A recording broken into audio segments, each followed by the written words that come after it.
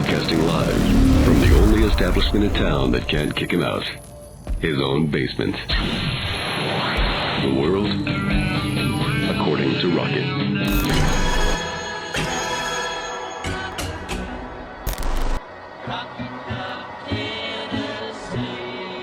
Hey, now it is I, Rocket Man. Hey, thanks for watching today. Like and subscribe. Thank you very much. I hope you like these player profiles as much as I do.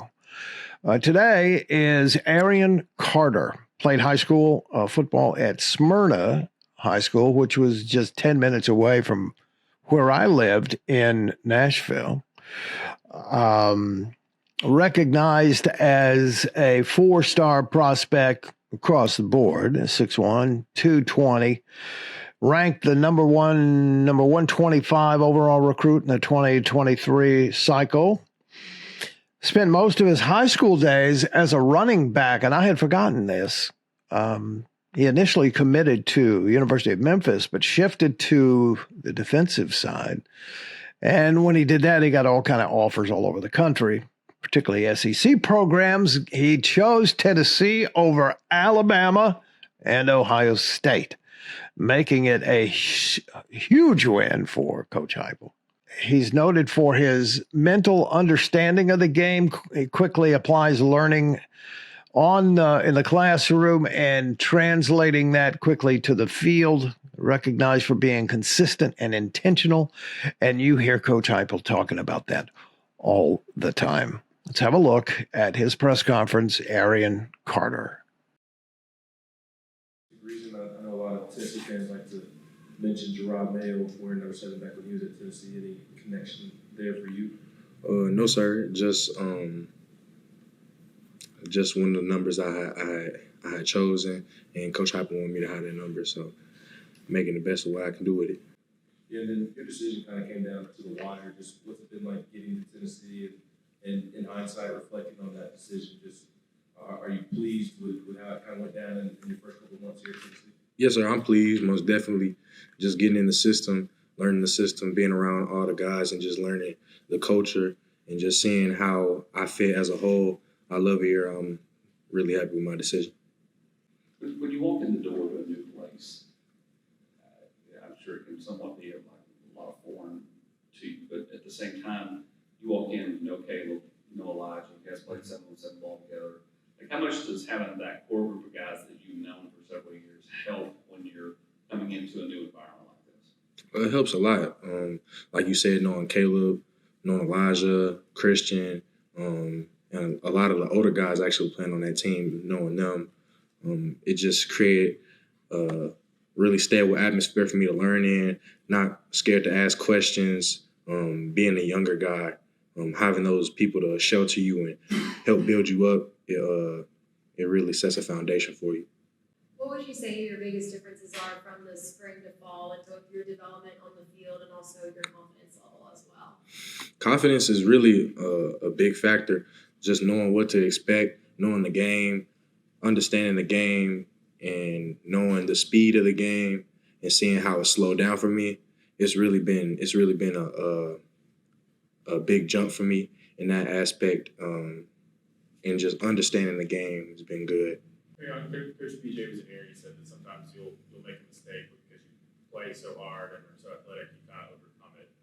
Does that happen a lot, or do you notice that when it happens, that I maybe didn't do everything right, but I still made the play? Yes, sir. A lot of times in certain situations, I'll be maybe out of phase, but I'll be able to work back into it just because of natural ability. But those are the little things I've been trying to clean up, working from spring to fall, and being able to capitalize off of my natural ability and use the technique and the coverage of our defense and what I'm supposed to do, know my assignment, and get better from there. Is there one of those plays that maybe sticks out of your mind that you made the right position, but you worked yourself back in, made an interception or type block, something like that? Either from the spring or even past 3 days?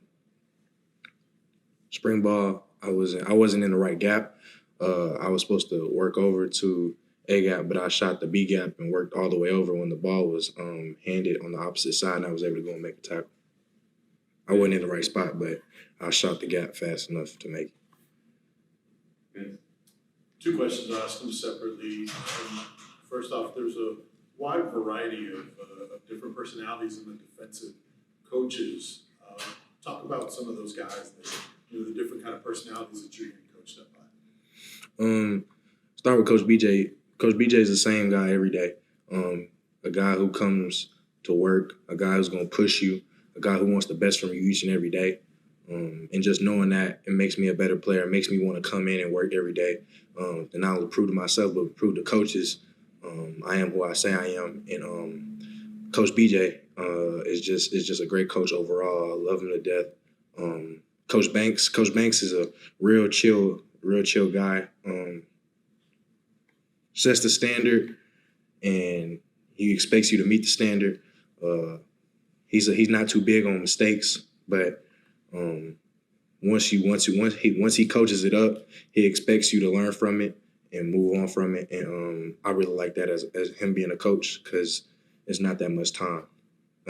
Each practice, even though we have a certain amount of practices, each practice is expensive reps that you gotta capitalize on each day. And going up against the offense, which is very unique in college football, what's that experience been like for you? Anything jump out to you about going up against them, or any players that stood out? Yeah, just going against our offense, especially how fast the tempo is, and with the wide splits that our receivers use, and just the schematics of everything, getting a lot of double moves, crossing routes. You got to really have your eyes on the swivel for wide receivers coming across, and really knowing your coverage. You got to be on point at all times.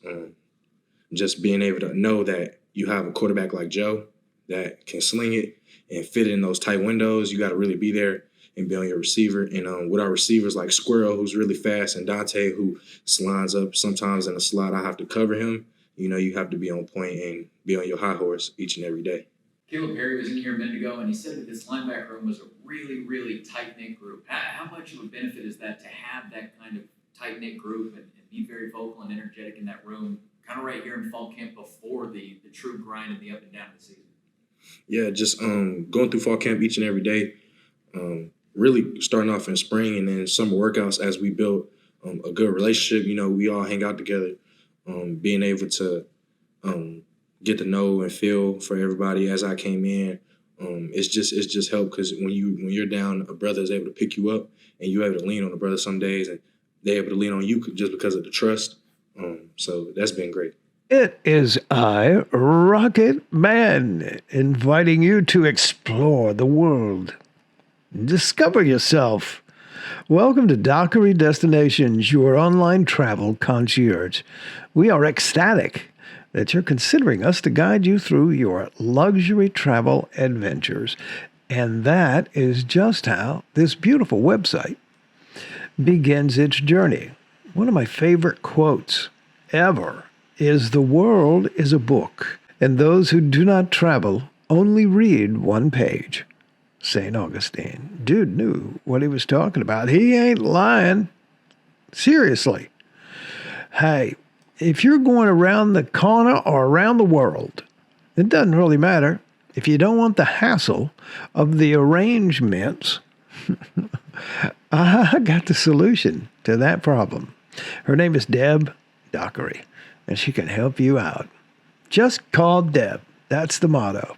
615-863-1283. Dockery Destinations. There's been a lot of talk about the depth you guys have at linebacker now. What has the competition been like after the first few days and throughout the offseason? Competition has always been good. With each and every guy bringing their best every day, it brings out the best out of you each and every day for you to go out and show what you can do and learn off somebody's mistakes and just capitalize off each and every rep. It's been great. A similar question to that one. A lot of young, talented linebackers in the room, and also a lot of competition. How do you all balance kind of the competitiveness of it, but also the excitement of not just this year, but the future of the room as well?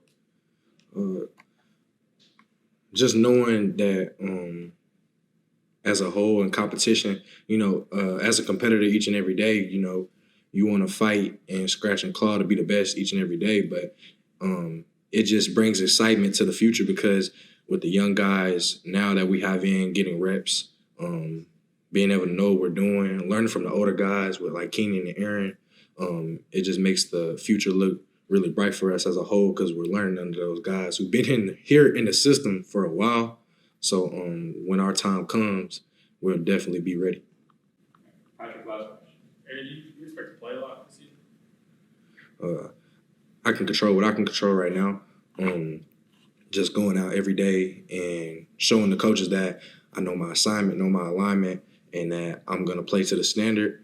At the end of the day, that's up to them, but it's up to me to show that I can play at that level and for them to trust me that I can play at that level. But the goal is to always be for me, coming in has always to be able to come in and contribute, if not start. So from this point forward, it's just me being able to show that I can. Here's the deal with Arion Carter. I think the dude's going to start. And if he doesn't start, I think he's probably going to play an awful lot. This guy's a beast, number 7. I can't wait to see him out there on the field. Today is the first scrimmage up on Rocky Top. As soon as I get some information about that, I'll be posting it. Thank you so very much for watching and supporting the channel. Like and subscribe. I'll see you in the next video.